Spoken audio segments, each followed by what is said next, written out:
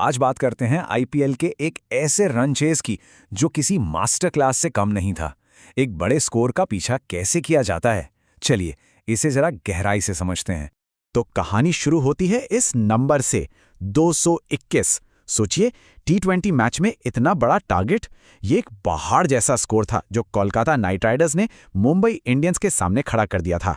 तो हुआ ये कि केकेआर ने पहले बैटिंग की और बोर्ड पर एक जबरदस्त स्कोर टांग दिया। देखिए, ज्यादातर दिनों में ना 220 का स्कोर मैच जिताने वाला स्कोर होता है।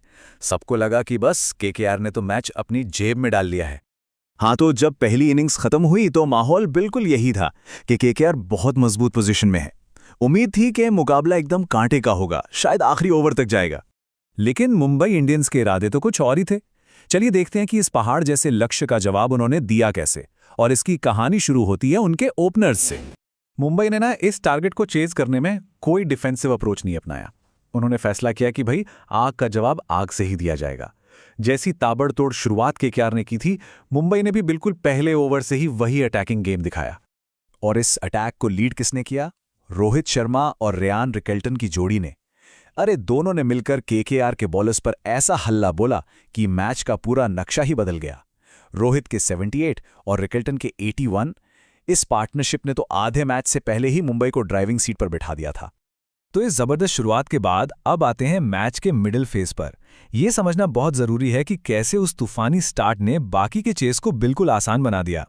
ये लाइन देखिए, ये पूरी कहानी कह देती है। रोहित शर्मा और रेयान रिकेल्टन ने जो नींव रखी थी, उसका मतलब यह था कि चेज हमेशा हमेशा मुंबई के कंट्रोल में था।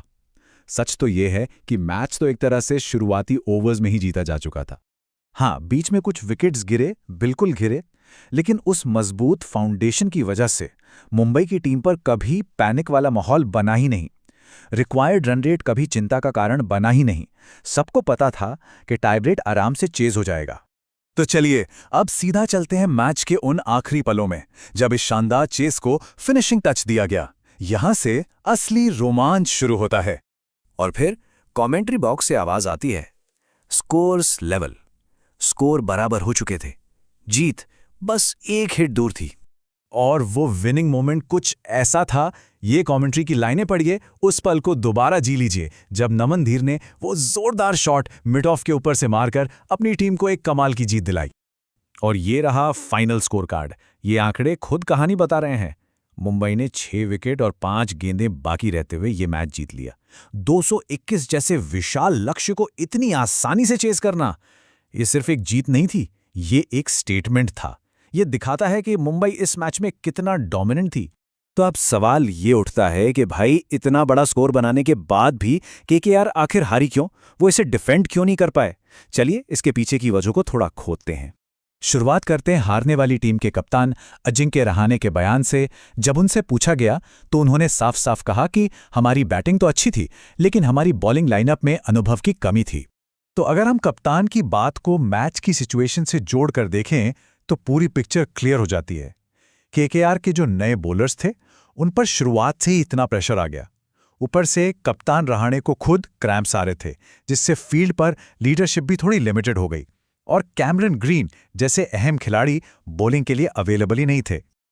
और एक बात और हमें यह भी नहीं भूलना चाहिए कि एक तरफ जहां केकेआर की बॉलिंग स्ट्रगल कर रही थी, वहीं दूसरी तरफ मुंबई के लिए शार्दुल ठाकुर के वो 3 अहम विकेट और जसप्रीत बुमराह के टाइट ओवर्स ने भी बहुत बड़ा फर्क पैदा किया। तो इस पूरे मैच का जो सार है, जो सबसे बड़ा टेक अवे है, वो है प्लेटफॉर्म का कॉन्सेप्ट। मतलब एक मजबूत विस्फोटक ओपनिंग पार्टनरशिप कैसे एक बड़े से बड़े टारगेट का प्रेशर सोख लेती है और उसे हासिल करने लायक बना देती है।